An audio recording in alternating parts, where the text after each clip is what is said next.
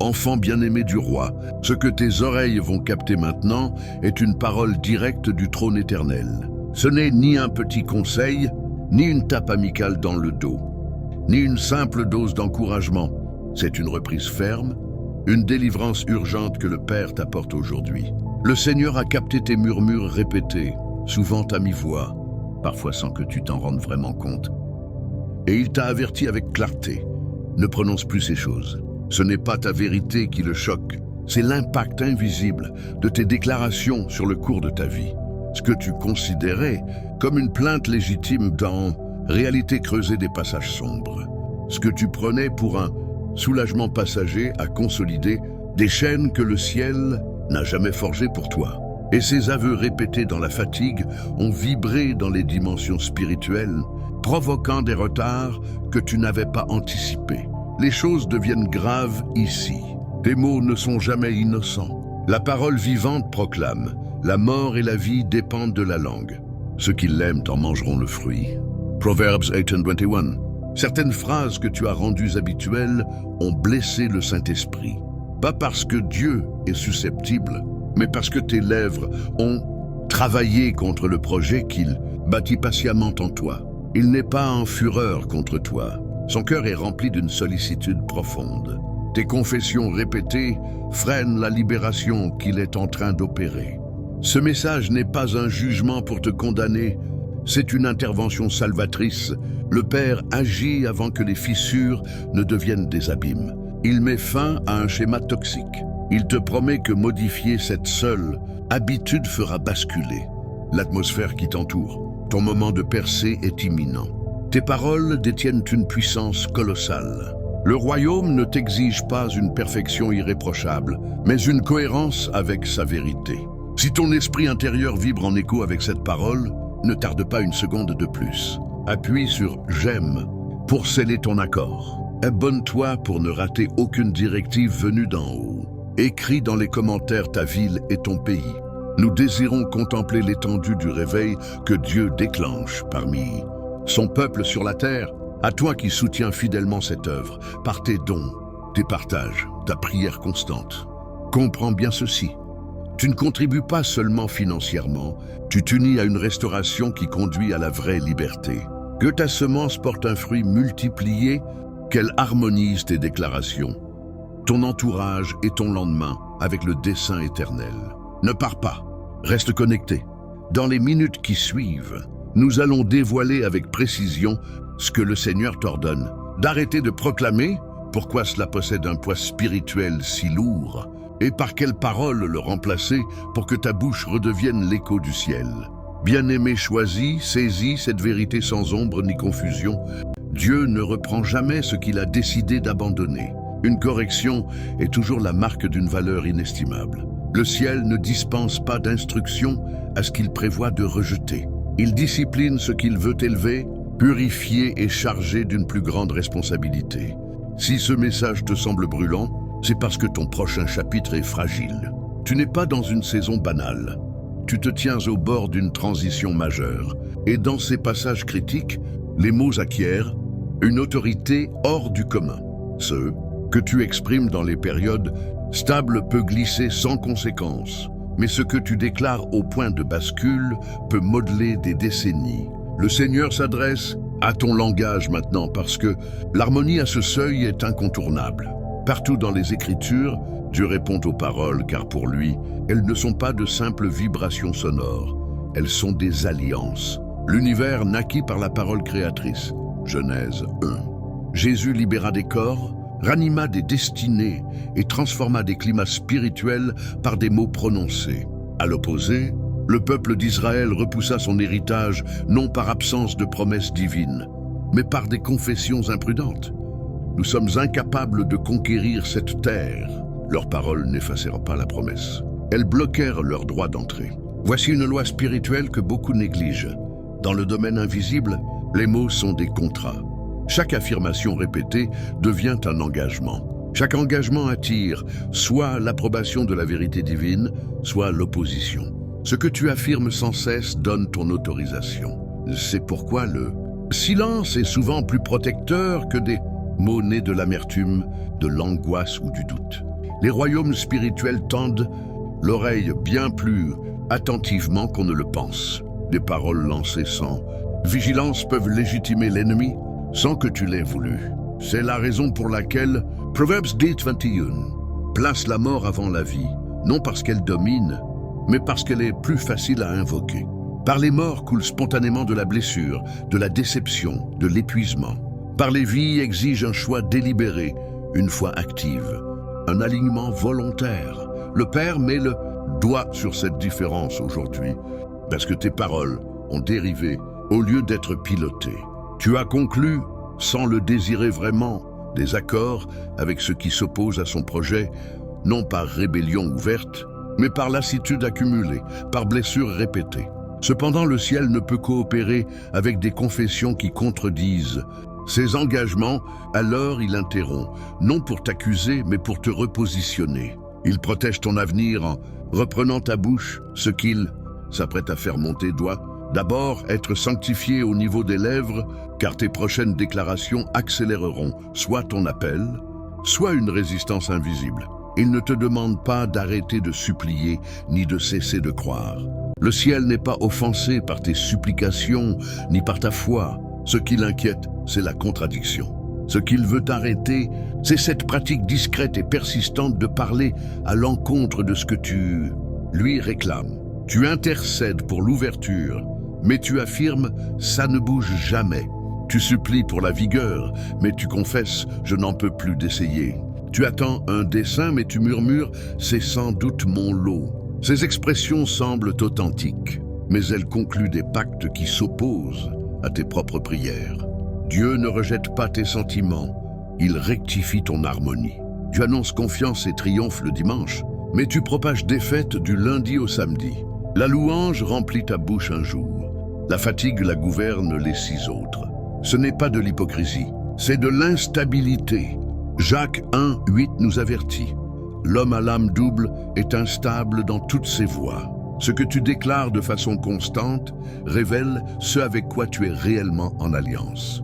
Le Seigneur te dit « cesse d'aligner tes mots sur ta souffrance au lieu de sur ma promesse ». La souffrance existe, Dieu ne la nie pas. Mais la souffrance n'est pas une source de vérité. Elle hurle le présent. La promesse parle depuis l'avenir que Dieu a déjà façonné. Quand la souffrance devient ta voix dominante, elle étouffe la foi à ton insu. Dieu ne te demande pas de faire semblant que la douleur a disparu. Il te demande de refuser qu'elle rédige ta confession. Le retard donne l'impression d'être éternel, mais il n'est pas ton destin. L'attente peut sembler définitive, mais le calendrier divin reste en mouvement même quand rien ne semble avancer. Chaque parole sans espoir n'est pas de la sincérité, c'est un désalignement. La sincérité expose ta blessure au Père. L'alignement garde la promesse sur tes lèvres. Dieu t'appelle à cesser d'alimenter le retard par tes mots et à commencer à consentir, même avec des tremblements, à ce qu'il a déjà prononcé sur toi.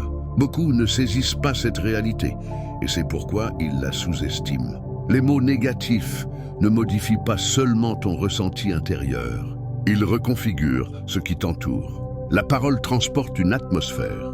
Les déclarations libèrent une influence. Quand tu répètes peur, échec ou désespoir, tu ne te soulages pas seulement. Tu conditionnes ton environnement à s'opposer à la promesse de Dieu. L'exemple poignant de Nombre 13:14 nous instruit. Israël était au seuil de la terre promise. Dieu l'avait déjà donné.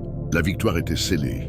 Rien ne manquait du côté du Seigneur. Pourtant, 10 rapporteurs parlèrent terreur au lieu de confiance, amplifiant les obstacles. Ils découragèrent le cœur du peuple. Nombres 32:9. Ce ne furent pas les géants qui les arrêtèrent. Ce furent leurs propres mots qui empoisonnèrent l'atmosphère. Une génération entière fut privée de l'entrée, non parce que Dieu revint sur sa parole, mais parce que les confessions modifièrent l'alignement. Tes paroles peuvent différer ce que Dieu a déjà validé. La validation céleste n'implique pas toujours l'accès immédiat. La langue peut transformer un trajet rapide en errance prolongée. Le Père est attristé, non enragé, quand ses enfants se dénigrent eux-mêmes. Il ne se détourne pas avec colère, il pleure sur l'harmonie perdue. Si le ciel semble muet, ce n'est pas par impuissance divine, Ésaïe 59:1. C'est parfois parce que tes mots ont ériger une barrière au lieu d'un canal d'accueil.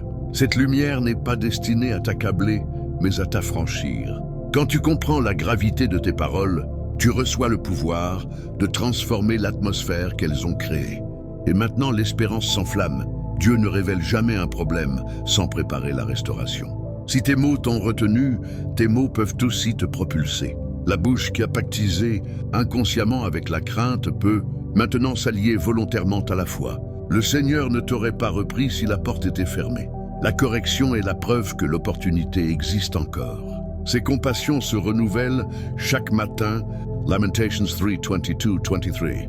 Chaque jour neuf, chaque phrase nouvelle peut devenir un point de réalignement frais. Tu n'es ni maudit, ni définitivement distancé. Tu es en phase de rééducation. Apprendre à parler en accord avec le ciel plutôt qu'en réaction à la blessure. La foi n'est pas le mutisme. La foi est une parole dirigée. Romains 10:10 déclare « C'est du cœur qu'on croit, c'est de la bouche qu'on confesse pour le salut. » Au lieu de « Je suis dépassé », proclame « Dieu règle mes pas ». Au lieu de « Je suis coincé », il affirme « Dieu trace un passage ». Au lieu de « J'ai trop raté », déclare « Je progresse et je monte ». Ce n'est pas du mensonge, c'est de la prophétie.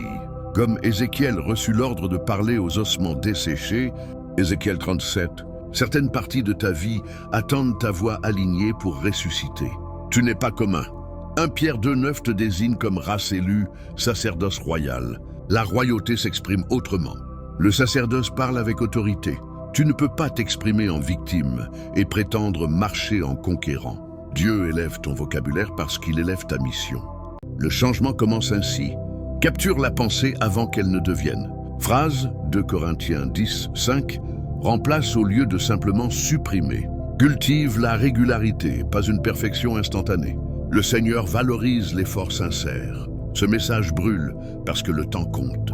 Si tu persistes dans ce que Dieu t'a ordonné d'abandonner, tu risques de tourner en rond dans des cercles qui devaient se briser. Mais écoute bien, dès l'instant où ton langage se transforme, tout bascule. La paix revient en force, la clarté s'affine, la vigueur ressurgit.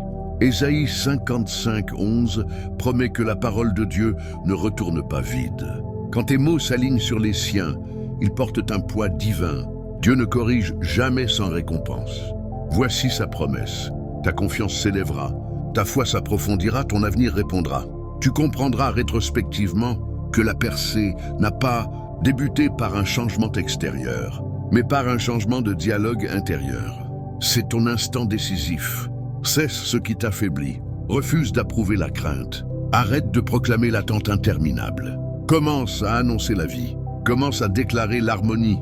Commence à répéter ce que Dieu a dit. Car quand ta bouche change, ton esprit suit.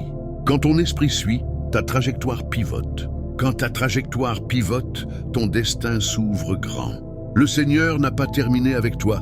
Il t'enseigne simplement à parler comme quelqu'un qui sait que son Dieu est fidèle. Prions ensemble maintenant. Père céleste, Dieu tout-puissant, Créateur des cieux et de la terre, nous nous présentons devant ta face avec des cœurs dilatés, des esprits vigilants et des âmes affamées de toi. Cet instant est consacré. Cette intercession est sainte. Cette rencontre est arrangée par toi. Nous reconnaissons, Seigneur, qu'aucune personne qui écoute ces mots n'est ici par hasard. Dans ta sagesse infinie et ton timing parfait, tu as conduit chacun par ta main. C'est un rendez-vous divin, un point de jonction entre le ciel et la terre. Nous t'honorons pour ta miséricorde qui ne s'épuise jamais, pour ta grâce qui nous rejoint encore, pour ton amour assez courageux pour nous reprendre. Merci de nous aimer trop pour nous laisser tels quels. Merci de nous parler, de nous affronter, de nous affiner et de nous appeler plus haut. Aujourd'hui, nous accueillons ta reprise avec humilité et reconnaissance, sachant qu'elle atteste que nous sommes précieux, gardés et promis à une gloire plus vaste. Seigneur, tu nous as parlé sans détour. Cesse ces déclarations. Nous nous prosternons aujourd'hui dans une repentance profonde et authentique. Pardonne-nous, Père, chaque mot négligent sorti de la peur, de l'irritation ou de l'épuisement.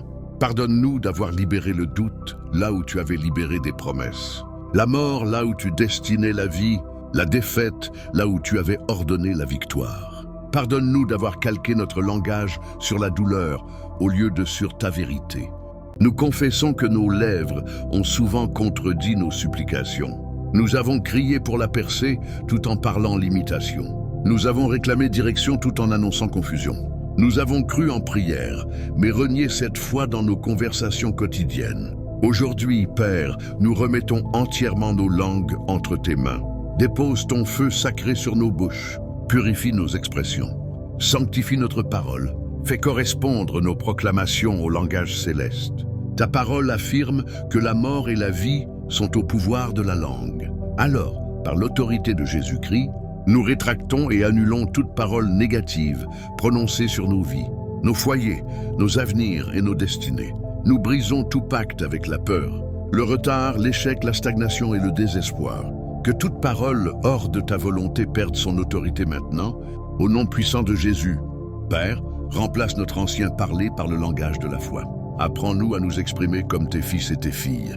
Forme nos bouches à proclamer l'espérance quand tout est muet, la force quand nous sommes à bout, la paix quand le tumulte gronde, la confiance quand le chemin est obscur.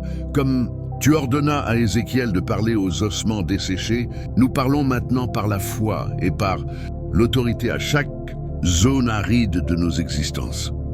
Revivez à nos rêves éteints, ressuscitez, à nos promesses en suspens, levez-vous et avancez, à nos pensées embrouillées, recevez clarté et ordre divin que le mouvement. L'alignement et la puissance de résurrection se déploient maintenant. Père, à compter de ce jour, fais de nous des déclarateurs intentionnels. Que nos bouches édifient au lieu de détruire, bénissent au lieu de maudire, guérissent au lieu de blesser. Que notre parole accélère ton dessein et attire ta présence. Seigneur, je te présente chaque élu qui écoute cette prière. Touche-les au plus profond de leur être, bien au-delà des émotions ou de l'inspiration. Touche leur esprit même, que la conviction produise transformation et non culpabilité. Que la reprise allume l'espérance et non la crainte. Rends la confiance aux cœurs brisés, la vigueur aux fatigués, le feu aux abattus. Rappelle-leur que tant que tu parles, leur histoire continue. Je prie particulièrement pour ceux qui se sentent épuisés, retardés ou oubliés. Enveloppe-les de ta paix. Ranime leur espérance. Qu'ils se lèvent de cette prière avec une foi rafraîchie, une discipline renouvelée et une conscience sacrée de leurs paroles. Que cet instant devienne un point de non-retour inoubliable. Et Seigneur, je te présente tous ceux qui vont aimer, s'abonner, commenter et partager ce message. Bénis-les abondamment pour leur alliance avec la vérité. Honore-les pour avoir propagé la lumière. Que ta faveur les poursuive. Que des portes s'ouvrent devant eux. Que leur obéissance revienne multipliée dans le spirituel, l'émotionnel et tous les domaines de leur vie. Puisqu'ils aident cette parole à toucher d'autres cœurs. Que ta bonté les atteigne rapidement. Protège-les de ta couverture divine. Entoure-les de sagesse. Augmente leur discernement. Élève leur voix et fais de leur vie des témoignages vivants de ce qui arrive quand quelqu'un aligne sa langue sur le ciel. Père, scelle cette prière par ta puissance. Que ce ne soit pas un simple moment, mais une métamorphose durable. Dès aujourd'hui, nous ne proclamerons plus la défaite, nous proclamerons le destin. Nous ne déclarerons plus la peur, nous déclarerons la foi. Nous ne dirons plus ce que nous ressentons, nous dirons ce que tu as dit. Nous te remercions car c'est accompli. Nous le recevons par la foi. Nous avançons dedans avec assurance et autorité. Au nom formidable, incomparable et tout-puissant de Jésus-Christ, nous prions. Amen et Amen. Si cette parole a remué ton cœur et que tu désires soutenir la diffusion de ce message divin, laisse un commentaire ci-dessous avec ta ville et ton pays. Même un tout petit geste compte énormément. Ta générosité, même modeste, peut semer espoir et lumière. Merci de t'associer au Seigneur dans cette mission essentielle. Que Dieu te garde et t'élève.